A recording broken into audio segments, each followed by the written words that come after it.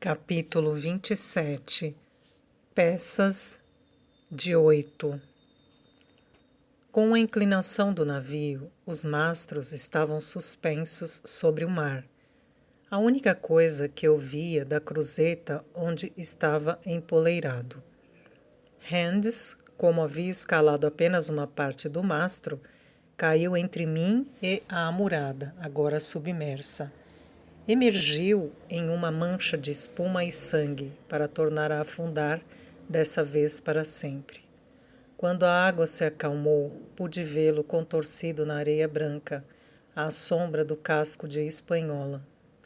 1 ou 2 peixes passaram por ele. Com o movimento da corrente, ele às vezes parecia se mover também, como se quisesse se levantar. Mas, morto como estava, seria impossível.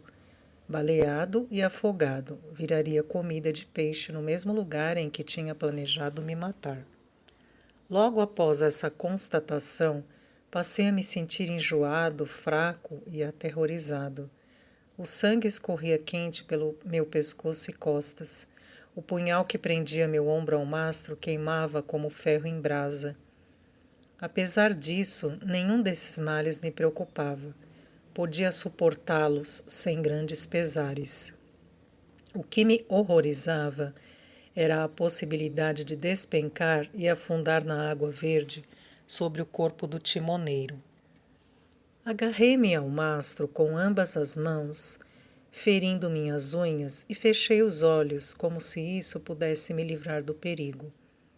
Pouco a pouco, minha mente e minha pulsação se acalmaram e me recompus. Meu primeiro impulso foi retirar o punhal, mas ou estava fundo demais ou me faltou a coragem necessária para puxá-lo. Após uma tentativa que me fez estremecer, desisti. Ironicamente, foi esse estremecimento que me libertou. Por muito pouco a faca não erra seu alvo, e me prendia apenas por uma fina camada de pele que meu movimento se encarregou de cortar. O sangue começou a escorrer mais rápido, mas não me deixei impressionar. Só o que me prendia ao mastro era meu casaco e a camisa. Me desvencilhei com um puxão e deslizei por um dos cabos de bom bordo até chegar novamente ao convés. Por nada no mundo teria descido pelos cabos do lado oposto, do qual Israel havia caído. Desci à cabine e tentei cuidar do meu ferimento como pude. Doía muito e ainda sangrava bastante, mas não era um corte profundo ou grave. Conseguia mover meu braço sem muito esforço. Olhei em volta e, como o navio agora era, por assim dizer, todo meu, tinha de me livrar de seu último passageiro, o cadáver de O'Brien. Ele havia rolado até a amurada, como contei, contorcido como um fantoche macabro em tamanho real, mas sua cor e aparência em nada se pareciam com as de uma pessoa. Na posição em que estava, não seria difícil levantá-lo. Minhas últimas e trágicas experiências haviam me deixado quase indiferente aos mortos. Agarrei-o pela cintura como um saco de aveia e o atirei ao mar. Após um mergulho barulhento, apenas o Gol Vermelho continuou boiando. Quando a água se acalmou, pude vê-lo ao lado de Israel, ambos se remexendo com o vai e vem da corrente. Apesar de jovem, O'Brien era já bastante calvo. Era uma estranha cena, aquela careca pousada nos joelhos de seu assassino, enquanto os peixes os circulavam em movimentos ágeis. A maré começou a virar e eu estava sozinho no navio. O sol já se punha e as sombras dos pinheiros se alongavam pela margem oeste. Atravessavam o ancoradouro e desenhavam figuras no convés. O vento noturno soprava mais forte e, mesmo com a proteção das 2 colinas ao leste, o cordame assobiava baixinho e as velas eram sacudidas de um lado para o outro. Percebi que aquilo representava perigo para o navio. Consegui soltar as bujarronas e as estendi no convés, mas a vela principal seria um problema.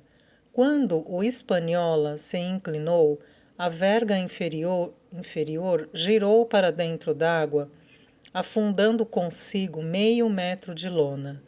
A meu ver, isso tornava o risco ainda maior, mas recolhê-la sozinho seria um trabalho tão árduo que hesitei.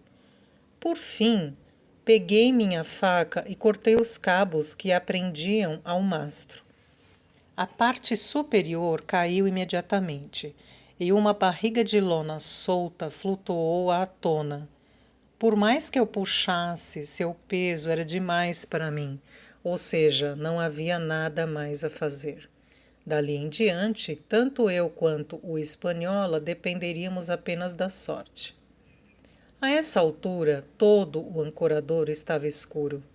Me lembro apenas de que alguns dos últimos raios de sol escapavam por entre as árvores, brilhando como joias no manto florido do navio destroçado. Começou a esfriar e a maré baixava rapidamente. O Espanhola se inclinava cada vez mais sobre seu casco. Com dificuldade, fui até a amurada e olhei para baixo. Parecia estar já bem raso. Segurando o cabo cortado com ambas as mãos, deslizei para fora do navio. A água mal chegava à minha cintura e a areia, apesar de marcada pela corrente, estava bem firme. Cheguei à praia me sentindo muito bem, com o Espanhola inclinado atrás de mim e sua grande vela dançando sobre as águas da baía. No mesmo instante, o sol se pôs completamente e a brisa soprou na escuridão entre os pinheiros. Depois de tudo o que passei, finalmente estava em terra firme e não voltava de mãos vazias. Nossa escuna estava livre dos piratas e nossos homens poderiam novamente subir a bordo e voltar ao mar. Eu queria muito voltar à cabana e me gabar dos meus feitos. Talvez eu fosse repreendido por minha saída furtiva, mas a recuperação do Espanhola compensaria o desafio. Eu tinha esperanças de que mesmo o capitão Smollett reconhecesse meus esforços. Comecei a caminhar de volta para a paliçada de meus companheiros, entre esses pensamentos e um ótimo humor. Me lembrei de que o rio que passava mais ao leste do ancoradouro do capitão Kidd descia da colina de 2 picos à minha esquerda. Portanto, tomei essa direção na esperança de encontrar o rio e atravessá-lo enquanto ainda fosse estreito. O bosque não era muito fechado e, seguindo trilhas pelos arbustos mais baixos, contornei a colina. Logo eu atravessava o riacho com água pelas canelas. Cheguei próximo ao local onde havia encontrado Ben-Gun, o exilado. Eu caminhava com cuidado, olhando para todos os lados.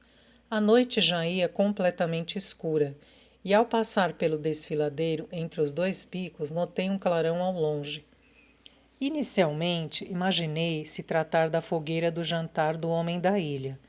No entanto, logo deduzi que ele não seria tão descuidado ao ponto de se expor daquela maneira. Se eu via o brilho daquela fogueira, talvez Silver e seus homens acampados no pântano também a vissem.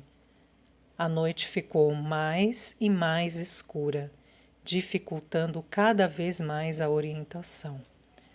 Os picos atrás de mim e a colina da luneta à direita desapareciam lentamente. As estrelas eram esparsas e pálidas, e eu constantemente tropeçava em arbustos ou escorregava em buracos na areia. De repente, uma claridade me atingiu. Olhei para cima e vi a fraca luz do luar brilhando sobre o pico da colina da luneta. Em seguida, o disco prateado se ergueu por detrás das árvores. A lua nascera. Com essa nova aliada, venci rapidamente o que faltava do caminho. Cheguei até a correr, tão impaciente por chegar logo à paliçada.